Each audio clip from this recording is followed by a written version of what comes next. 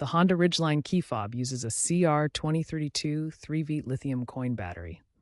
A low battery is the most common reason your remote might not be working. You'll need a small flathead screwdriver or plastic pry tool. Start by gently prying open the fob case along the seam, usually near the keyring slot.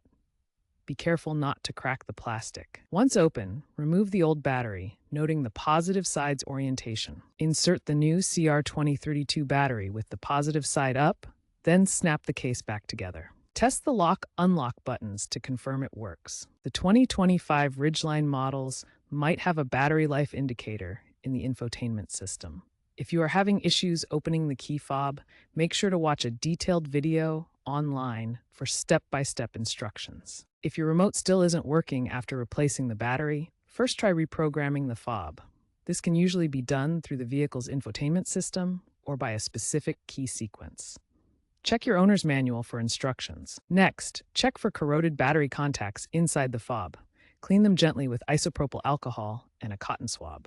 As a last resort, try disconnecting the car's battery for about 30 minutes to reset the system. Also ensure that you are using OEM batteries to ensure functionality. If none of these steps work, you may have a faulty circuit board or other underlying issue that requires professional diagnosis at a Honda dealership. Note that improper handling during battery replacement can damage the fob, so proceed with caution.